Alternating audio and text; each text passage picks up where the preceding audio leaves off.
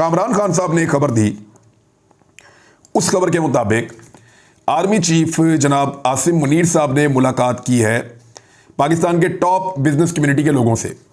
अच्छा, इसमें एक बात याद रखिएगा कि बाद औक़ात बिजनेस कम्युनिटी के लोग खुद चाहते हैं कि वो आर्मी चीफ से मिले। वजह यह है कि पाकिस्तान के अंदर सारे सियाह सफ़ेद के मालिक ही पाकिस्तान के ये इदारे होते हैं, ताकतवर लोग होते हैं, एस्टेब्लिशमेंट होती है, या ख़ास तौर पे आर्मी चीफ सबसे इंपॉर्टेंट आदमी होता है।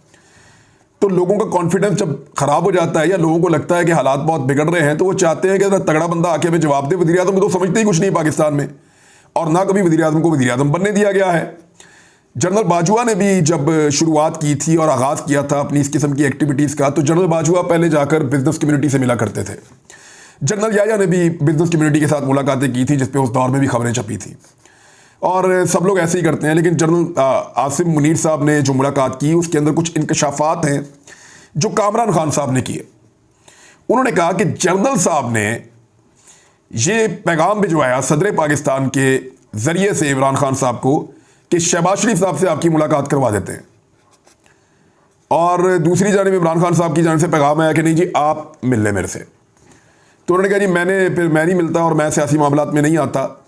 तो अब मामला ये है कि एक तो आसिम मुनीर साहब की जो मुलाकात है, ये तो फाइनेंस मिनिस्टर के करने के काम है कि वो बिजनेस कम्युनिटी से मिले, लेकिन क्योंकि पाकिस्तान के अंदर ये एक पुरानी रवायत रही है कि आर्मी चीफ जो है वो बड़ा अहम रोल होता है उनका, लॉ एंड ऑर्डर का हो जाए और बहुत सारी चीज़ें हैं, इकॉनमी का हो जाए, फॉरेन पॉलिसी का हो जाए, दाखिली मामलात का हो जाए, जिसके अंदर आईनी नुक्ता नज़र से आर्मी चीफ का कुछ लेना देना नहीं है, लेकिन लोग उनकी तरफ देख रहे होते हैं कि 70 साल की तारीख ही ये है, 70 साल से कंट्रोल है।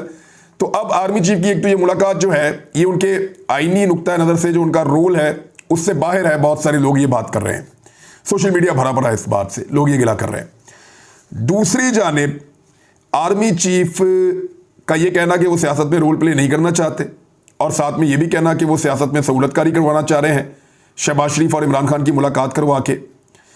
ये एक तरफ वो कह रहे हैं मैं ये नहीं करना चाहता, और एक तरफ वो ये करना भी चाह रहे हैं। तो ये दो बातें एक साथ कुछ समझ नहीं आ रही, और ये कामरान खान साहब क्लेम कर रहे हैं। आर्मी चीफ या DGISPR उसके ऊपर कोई एक स्टेटमेंट दे के इसको निगेट कर सकते हैं या इसको गलत करार दे सकते हैं, मुमकिन है कि वो ऐसी कोई बात करें। हाँ, लेकिन ये है कि PTI का इस पे जवाब आ गया है। इस पे फवाद चौधरी साहब का रिएक्शन ये है कि chairman Imran Khan has never made any request to meet army chief और any of his representatives. Likewise, President has never approached Chairman Pakistan Tehreek-e-Insaf with any suggestion of Army Chief for meeting Shehbaz Sharif. Speculations in this regard are baseless. अच्छा, वो ये कह रहे हैं कि ये अफवाहें हैं जो उड़ाई जा रही हैं, और ये बेबुनियाद अफवाहें हैं। इमरान खान साहब ने कभी भी आर्मी चीफ से या उनके किसी नुमाइंदे से मिलने की किसी ख्वाहिश का इजहार नहीं किया, और ना ही सदर पाकिस्तान कभी आर्मी चीफ का पैगाम ऐसा लेकर आए कि शहबाज शरीफ साहब से आपकी मुलाकात करवा देते हैं। और अगर दो पॉलिटिकल लोगों ने मिलना है तो उसमें आर्मी चीफ का क्या काम? यानी शहबाज शरीफ ने अगर मुलाकात करनी है तो परवेज़ खटक साहब जाके मिल सकते हैं, या पार्टी का कोई और बंदा जाके मिल सकता है, या शहबाज शरीफ साहब एक टीम बना सकते हैं, PTI टीम बना सकती है, मिल सकते हैं। अब पॉलिटिकल पार्टीज़ का काम है, वो आपस में मिलकर मामला को तय भी कर सकते हैं। इमरान खान साहब का प्रॉब्लम तो सिर्फ ये है ना, वो कहते हैं मैं NRO नहीं दूंगा। वो ये कहते हैं कि करप्शन के केसेस के ऊपर बात ना करो मेरे साथ, बाकी सारी चीज़ों के ऊपर मेरे साथ बात कर लो। अब NRO ना देने की बात इमरान खान साहब करते हैं। स्पेसिफिकली जो PMLN और पीपल्स पार्टी के लोग हैं उनके खिलाफ वो ये बात करते हैं कि उनको NRO मैं नहीं दूंगा। अब इस मामले में ये डिनाया आ गया पाकिस्तान तहरीक-ए-इंसाफ की जानिब से, और ख़बर आ गई बिजनेस कम्युनिटी की जानिब से। लेकिन जो मेन फरीक हैं जिनसे ये बयान मंसूब है वो पाकिस्तान के आर्मी चीफ हैं। अब देखते ये हैं कि DGISPR इसके ऊपर क्या स्टेटमेंट जारी करते हैं, और क्या ऐसी कोई बात हुई है या नहीं हुई। वो कोई सियासी रोल प्ले करना चाहते हैं या वो सियासी रोल प्ले नहीं करना चाहते। दूसरी जानिब एक और बड़ी इंपॉर्टेंट खबर यह है कि इंसदाद दहशतगर्दी की अदालत ने वज़ीर दाखिला के नाकाबिले ज़मानत वारंट गिरफ्तारी जारी कर दिए हैं। गुजरावाला में इंसदाद दहशतगर्दी की खसूसी अदालत ने राणा सनाउल्लाह के खिलाफ थाना इंडस्ट्रियल एरिया गुजरात के मुकदमे की समाअत की। वफाकी वज़ीर दाखिला राणा सनाउल्लाह पेश नहीं हुए। उनके वकला ने हाज़िरी की माफ़ी की दरख्वास्त दायर करते हुए कहा कि हुकूमती उमूर की वजह से राणा सनाउल्लाह आज अदालत में पेश नहीं हो सकेंगे, आइंदा पेशी पे हाजिर हो जाएंगे। इंसदाद दहशतगर्दी की अदालत ने केस का फैसला सुनाते हुए राणा सनाउल्लाह के नाकाबिले ज़मानत वारंट गिरफ्तारी जारी कर दिए। और डीपीए गुजरात को राणा सनाउल्लाह को 28 मार्च को गिरफ्तार करके पेश करने का हुक्म जारी कर दिया है। टाइम काफ़ी मिल गया राणा सनाउल्लाह साहब को 28 मार्च तक का, जबकि इमरान खान साहब को इतना टाइम अदालतों से नहीं मिल रहा। लेकिन अच्छी बात है, राणा सनाउल्लाह साहब को टाइम मिल गया। वो वज़ीर दाखिला भी हैं पाकिस्तान के और इस वक्त एस्टेब्लिशमेंट का हाथ राणा सनाउल्लाह साहब के सर पे है। लेकिन मुईद पीरज़ादा की खबर के बाद मेरा मशवरा यही है कि राणा सनाउल्लाह साहब को चाहिए कि वो अपनी हिफाजत का बंदोबस्त करें, क्योंकि जिनके हाथों में वो खेल रहे हैं या जिनको वो इस्तेमाल कर रहे हैं और वो राणा साहब को इस्तेमाल कर रहे हैं, इनका कोई पता नहीं। ये अपने मफाद के लिए राणा साहब को जो है वो वाकई में मुईद पीरज़ादा के बकौल वो फड़काया जा सकता है। तो राणा साहब को एहतियात करनी चाहिए और अपनी बचत करनी चाहिए। थोड़ा सा पहले आपको याद होगा शहबाज शरीफ साहब ने बड़ी बगलें बजाई थी और बड़ा रोला डाला हुआ था पाकिस्तान के अंदर कि इतना पैसा पाकिस्तान में आ रहा है, हमने डोनर कॉन्फ्रेंस कर दी, हमें बहुत पैसा मिल गया, जितना लेने गए थे उससे ज़्यादा लोगों ने इमदाद दे दी, लेकिन नहीं मिली।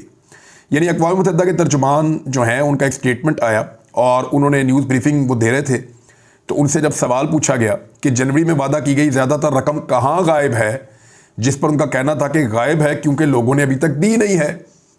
क्योंकि इस वक्त जो पाकिस्तान के अंदर हुकूमत मौजूद है इस पर लोग ट्रस्ट नहीं करते। एक तो मैंने आपको पहले बताया था कि जो रकम वादा की गई थी उसमें ज़्यादातर रकम कर्जा थी, वो कर्जे की मद में दी जा रही थी और प्रोजेक्ट्स की मद में दी जा रही थी कि कर्जा भी दिया जाएगा, वो प्रोजेक्ट्स होंगे जो वही मुल्क अप्रूव करेंगे और उन्हीं के ज़रिए से आकर वो पैसा पाकिस्तान में लगेगा। दूसरी जानिब जो बाकी इमदाद थी वो भी प्रोजेक्ट की मद में थी।